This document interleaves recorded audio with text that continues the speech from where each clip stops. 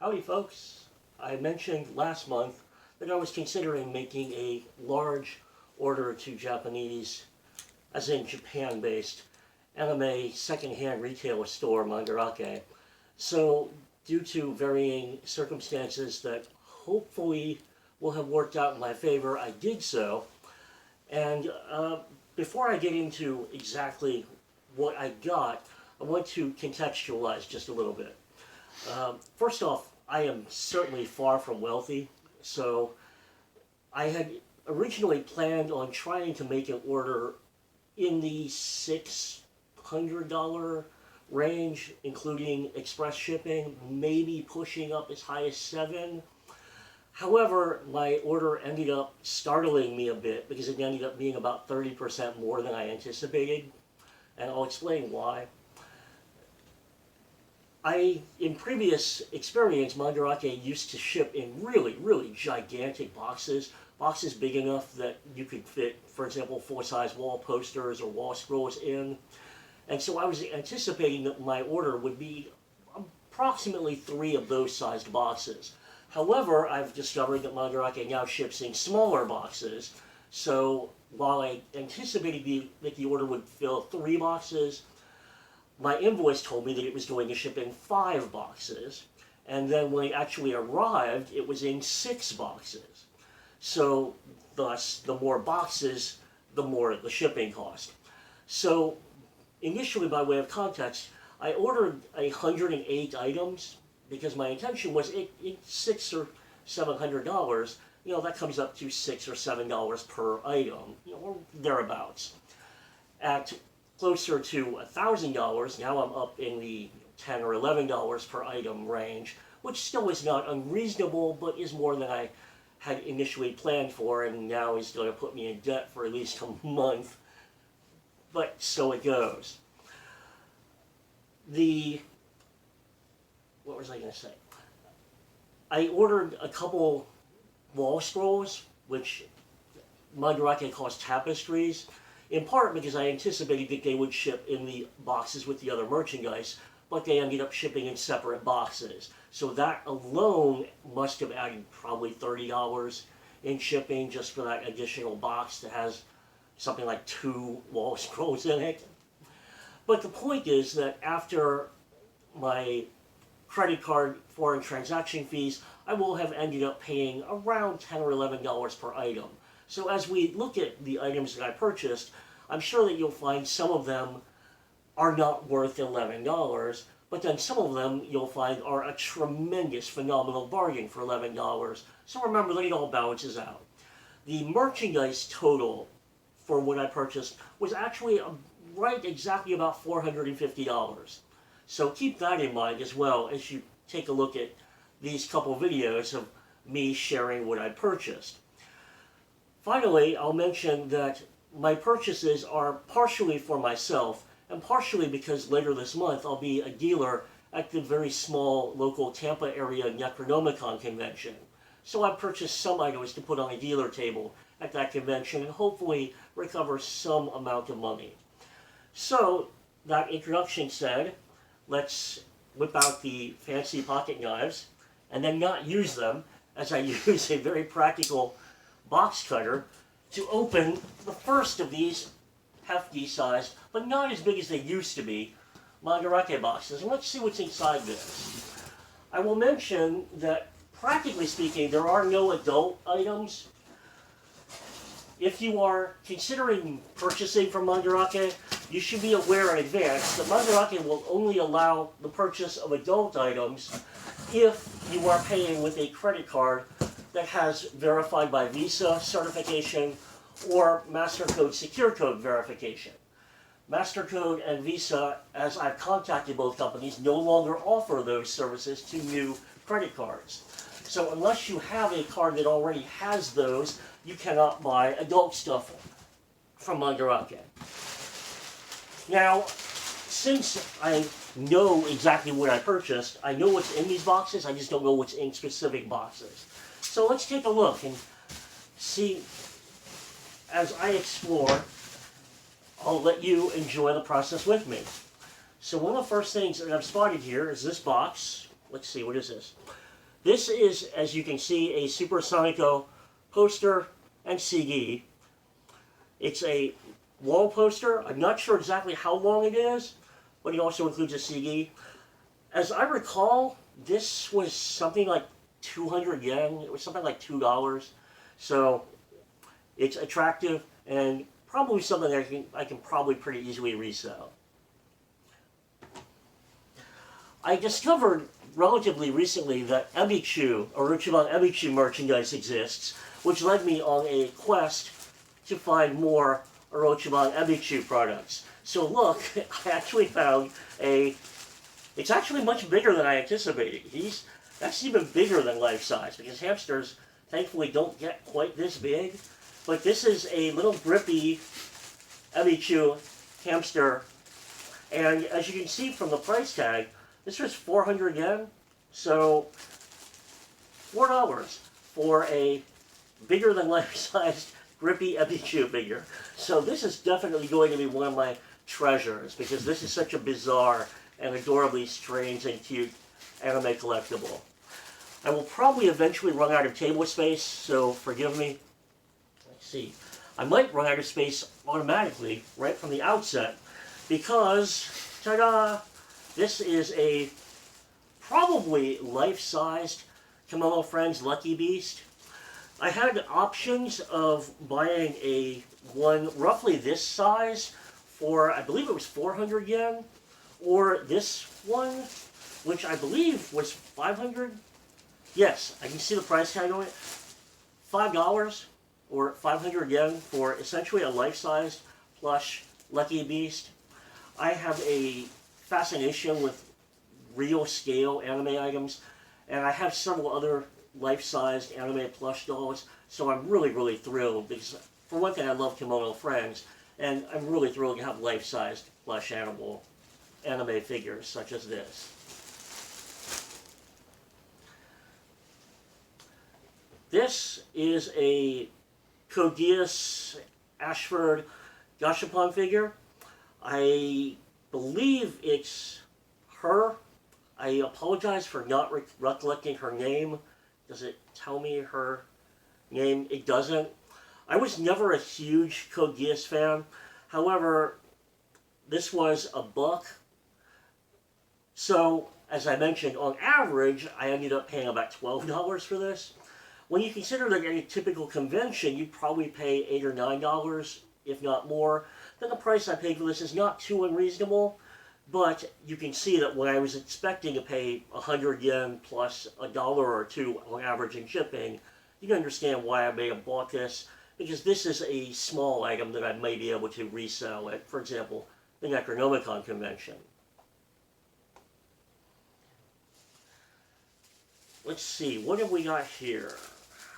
You'll find that because Japanese collectors are fanatic and are excessively concerned with condition, Mandarake takes care to package every item separately. And this was one of the tremendously neat items I found on the Mandarake site as I was just randomly exploring. It may be difficult to tell exactly what we're looking at here, but you'll notice that, if I can get these open, you may see the JoJo's Bizarre Adventure logo. Some of you that, notice how many of them there are in here, some of you that particularly remember the JoJo's Bizarre Adventures, was it Stardust Crusaders series? They remember that there is a story arc in which JoJo competes with a gambler, and the gambler transfers the souls of the JoJo crew into poker chips. These are the replica poker chips, which is why I thought these were super neat, because as I just mentioned, I love anime replica props, and that's exactly what these are. And this entire set was 500 yen, so $5 for a set of replica JoJo's Bizarre Adventure soul poker chips. I think is really tremendously neat. Here we have a Hozuki no Reitetsu handkerchief. maybe we could call this a tapestry, in fact. This was 100 yen.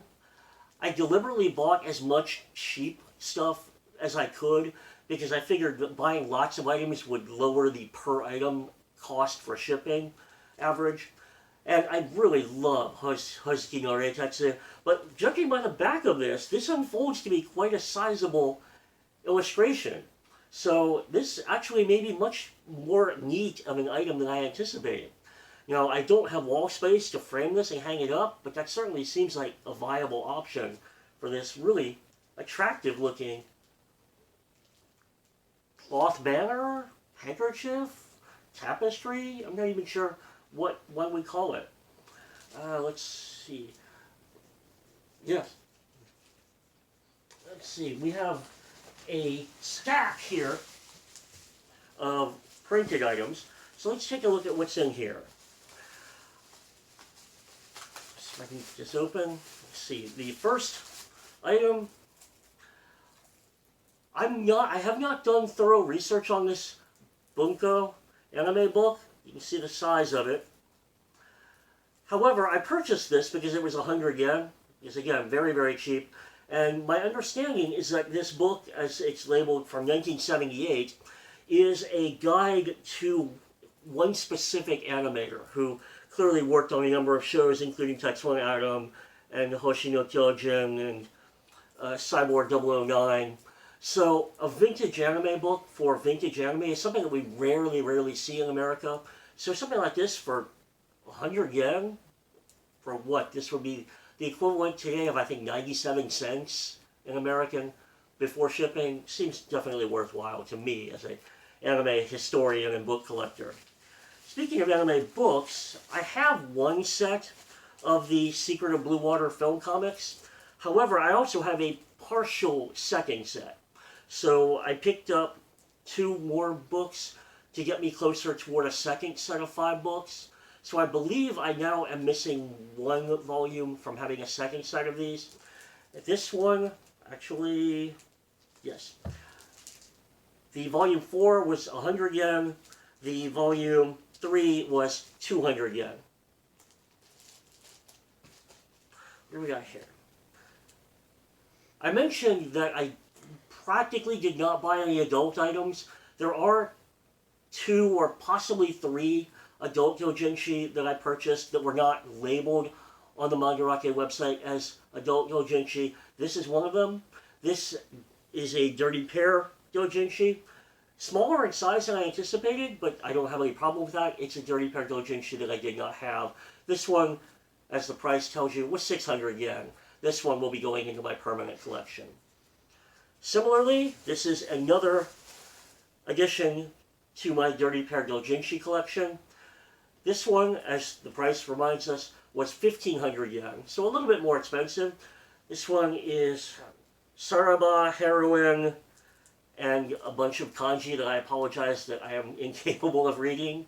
However, you can see a Kei and Yuri down here on the cover, so that appearance alone makes this justifiable for me to put into my permanent collection of Dirty Pair doujinshi. And the third Dirty Pair doujinshi is this one. I think well, the rear cover has partial nudity, so just to be on the safe side, I'll just show you the front. This one was 1,000 yen. This one is a particular treasure to me because some of you longtime fans or some of you ecchi fans may be aware that back in the 90s, Antarctic Press published a single doujinshi comic book called H-Bomb. The title was a parody of H-Bong or Ecchi-Bong, but it was a collection of English translated Dirty Pair doujinshi. One of these stories in that Antarctic English translated doujinshi came from this Japanese doujinshi. So you can tell therefore how old this book is, and so I'm very happy to have it. Furthermore, in the print material we have, this is a little risque, but it's no nudity, so I think we're safe to pick this. This was I believe the only other doujinshi I picked up. This one was only 200 yen, and I believe that this, if I'm not mistaken, this is part of the inspiration for the Opans Misete franchise that got adapted into a web anime series. So if that is in fact what this is, then this will be particularly interesting to me. Not to say that it's not already particularly interesting for hopefully obvious reasons. So we have a piece of sealed up cardboard. Let's see what's inside this. Again, as I mentioned, Mandarake takes good care to make sure that every item is carefully and securely packaged against potential damage. This is one of, I believe, 4 sets of Kimi no Nawa postcards. These were, as you can see, 50 yen. So in American dollars, this was, what, roughly 45 cents. So as a fan of Makoto Shinkai's works, and Your Name in particular, at 50 cents a piece, I couldn't resist buying all of these. I do think I ended up accidentally buying 2 of one of them, but again, at the price, I can't complain. I didn't buy very many anime books, but this is one that I could not resist. This is Roman album number 2, based on the anime... Is it 1969? Please don't laugh at me if my dates are wrong. But this is the original black and white Shotaro Ishinomori Cyborg 009 television series. Many of you that have been around in anime fandom for many, many years may remember that back in the 90s, probably just the 90s, there was a little bit of an underground goal to try to collect a complete set of Roman album books. That task is now, of course, much easier than it was 30 years ago. However, there are also now fewer book collectors. But a book of this age cost 500 yen, and it, to me, looks to be in excellent condition, considering it's... Alright, this one published in 1980, so still quite a vintage book. I'm very happy to have it. There is a second Roman album that I purchased. The second one that I purchased, I did not know that Majoko Shimai Yonyo Tongenge actually received a Roman album. But that's what this is.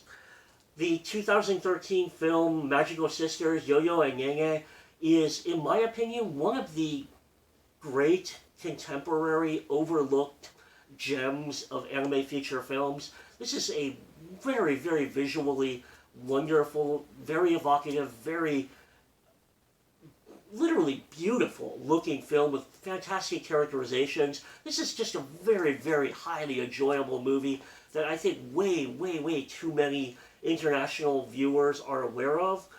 I wasn't even aware that it had an illustration book, but since I love this movie so much, when I discovered that it did receive a Roman album, I decided I had to have it. Mandarake, the Sahar warehouse, had 2 copies of this book. One copy was 1,000 yen and did not have the obi, or this copy was 1,200 yen and did have the obi. Now you might argue, is it really worth an extra $2 just for the paper wrapper around the bottom? In my opinion, if I'm going to bother to mail order this all the way from Japan, I'll pay the extra $2 to have a complete copy. I have a number of anime bed sheets, which, to be honest, I don't actually use. They're all in my closets and dressers. But I love the concept. I love the idea of anime bed sheets because they're practically life-sized, if not larger than life-sized, and frequently they're very attractive, cute girls. This one being the, again, I apologize for not remembering her name. It's been a number of years, but this was the Fox girl, right? Because the other girl with the long hair was the Kitsune wolf girl. Actually, I guess Kitsune is Fox. So this would be the Kitsune girl from Kanokan. This full-sized single bed sheet was 400 yen. So again, $4 for a full bed sheet. Bed sheets are odd in Japan, especially on the second-hand market, because bed sheets typically tend to be $15 or less, coming down to the $4 range. However, dakimakura covers, a pillow, a hug pillow, a body-sized hug pillow case, typically will run $100. So I'm not sure why a dakimakura cover, which is practically the same illustration, but a smaller piece of fabric, costs exponentially more than a bed sheet does. But then likewise, a t-shirt with this image in Japan would probably cost $30, whereas again, the larger bed sheet is a fraction of the cost. I will probably take this to the Mandarake, to the Necronomicon convention and put a price tag on it. I might put like $15 or $16 on this, hoping it won't sell, because if it doesn't sell, then I'll get to keep it. I really don't know how many people will remember the PlayStation fighting game Xmas. It was released in America under the title Evil Zone. However, apparently at least some people in Japan remember what it was. Xmas was a really, really neat 3D fighting game because the game was designed like an anime episode. Each fight was a single episode, and at the end of the fight, you would get a next episode anime preview showing who your next round of fight would be against. It had a full 2D animated opening credit sequence featuring music by Masami Okuri, and I played the hell out of this game.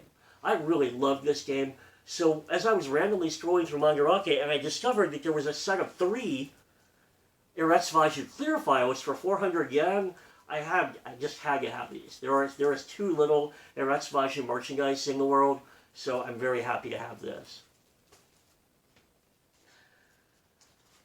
I am not actually an enthusiastic fan of Shingeki no Kyojin. However, I did end up purchasing a bunch of Shingeki no Kyojin computer mats. You might say that these are small-sized card play mats, but this is vinyl plastic. It includes a clear plastic postcard, and I bought a bunch of these because they were only 100 yen a piece. Remember that my intention was to try and buy as much small stuff as I could to help average out the shipping cost. You'll see that there are a bunch of these. I already have a few of these. These are things that I will take to the Necronomicon convention and put, say, $5 on and see if I get any Shingeki no Kyojin fans to purchase them. Maybe if someone purchases a handful of them, I'll discount them to $3 or $4 a piece. Considering what I paid for them, I'll end up actually losing money. But then again, it all averages out, so I'm not really too concerned. What do we got here? This is a Lyrical Nanoha illustration book. Actually, I wasn't 100% certain what this is, but as I look into it, I realize, oh, this appears to be a binder. So this appears to actually be a binder that holds the lengthy postcard trading cards. Now, I assumed when I purchased this that it had the cards, that it was actually an illustration book, because I'm buying from Mandarake, translating the item descriptions into English. Now, the site does it automatically, but the translations are not always tremendously accurate. So this may be an item that's not actually very useful to me. But then again, that's the risk I take, and this risk was a whole 50 cents. So, not that big of a problem if it turns out to have nothing inside it. This is, once again, one of the reasons why I opened these is to find out exactly what I got. This is a Bakemonogatari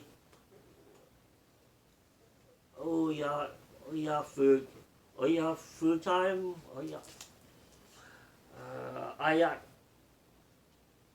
Ayatsu time? Does that make sense? I stopped watching the Monogatari series about halfway through But this was a book among the Gaitari series post. I'm trying to read kind of upside down here, so forgive me for my ineptitude. Postcard set. Actually, in that case, I think it was described on the website as a poster set. So I initially thought they would be larger than this, but now that I see it's described as a postcard set, they're actually pretty sizable postcards. But there are 4 of them in here, and this was $1. An item that I'll take a closer look at it and decide whether or not I'm going to keep it or put that up for sale. Here we have a Queensblade Revolution cardboard standee. Apparently there are, I wasn't aware of this, but apparently there are 4 of them. However, Queensblade items are neat, and once again, this was $1, so why not? I mentioned that I purchased several Shingeki no Kyojin desk mats. Here's a second one. This one again includes a matching clear postcard. Here is a third one, again with the matching clear postcard. And this is a different style. Once again, this postcard appears to be paper, but once again, 100 yen for a vinyl plastic Attack on Titan desk mat. Here we go. This is one of the items that urged me to make this order. When I found this, I thought, oh, I absolutely must have this. I'm going to make an order. I don't care how many hundreds of dollars it costs. I'm going to make an order because I must have this.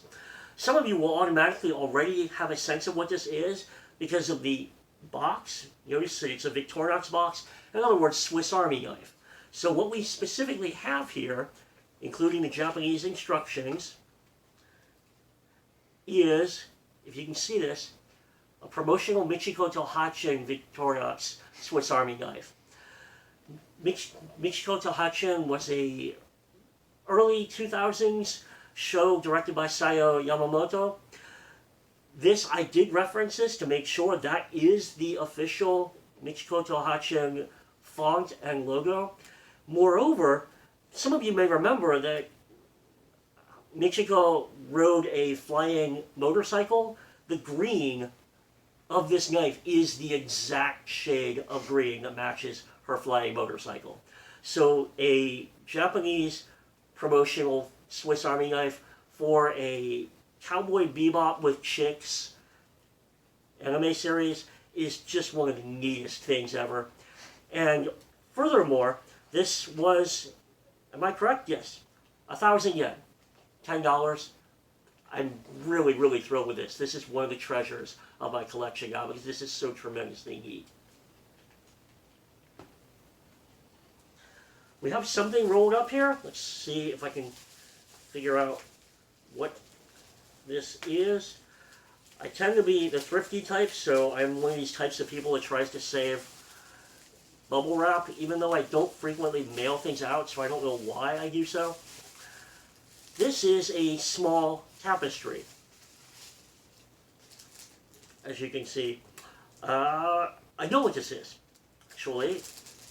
This is one, actually this is smaller than I anticipated it being, but that's probably because I did not bother to look at its measurements. But if I can get this out with tape not sticking to stuff, let's see if I can open this up and show you what this looks like. This is a doujinshi, as in fan-created illustration, fan-created tapestry. I would have bought more than one of these, however there was only one available. Yes, it is a little bit smaller than I anticipated it, but it is a really gorgeous illustration. And this was 400 yen. So for $4, I'm very, very happy with it. And with its size, I will try to find somewhere to hang this up in my house. I have another package of books here. Let's see. I didn't remember buying quite so many books. Not that this is a lot, but let's see. What did I get here? Oh, possibly some of the magazines. Yes. I think as of this order, I believe I am now only one, possibly two magazines away from having a complete set of every Japanese anime magazine ever published with a Dirty Pair cover. I have one copy of this Out magazine with Dirty Pair Flash on the cover. However, the copy I have is in really, really rough shape. So I spent, in this case, this was 600 yen. So a little bit more expensive than I would have liked. I would have liked this one to come in at the 300 or 400 yen range. However, I definitely wanted an upgrade in condition, so that's why I purchased this. The next magazine, I'm sure, is probably also something neat. This is a Manga Time Terara magazine. I particularly bought this one because this is the first appearance of Satoko Kiyoduki's Shoulder of Coffin Kuro. Some of you hopefully will be familiar with the manga. It's, I believe, 7 volumes of very, very adorable, very morose, supernatural road trip. It's one of my absolute favorite manga. It's published domestically, and I highly, highly recommend it. In Japan, a lot of what we would consider first appearances are not especially valuable. For example, this was only 200 yen. Shoulder of Coffin Kuro is not a tremendously popular manga series. However, because I love it so much, I wanted to own the first published chapter of Shoulder of Coffin Kuro, so that's why I purchased this magazine. Also, what have we got in here? For 800 yen, the first appearance of Kaze no Tani no Nausicaa. In other words, this magazine includes the first appearance or the first published chapter of Hayao Miyazaki's manga Nausicaa of the Valley of Wind. Once again, I mentioned that many first appearance manga or comics in Japan are not super desirable or valuable. So even though this is the first appearance of one of the most beloved manga of all time, this was only 800 yen. This was, in American dollars, under $8 bucks. So for me being a comic collector, me being a Miyazaki fan, to have the first appearance of Nausicaa for under $8 before shipping is definitely a must purchase. We're coming towards the end of this box. There are two sets, I believe, 2 clear folders. There are posters in here. This is a 2-pack of clear posters. You can see one side and the other. These are doujinshi. These are not anime girls from any specific title. They are original characters. However, these are 2 semi-transparent plastic posters. And both of these combined were, I believe, yes, 400 yen. This is actually my second set of these, but they're so gorgeous that I figured I would buy a second set and see if I can potentially sell them.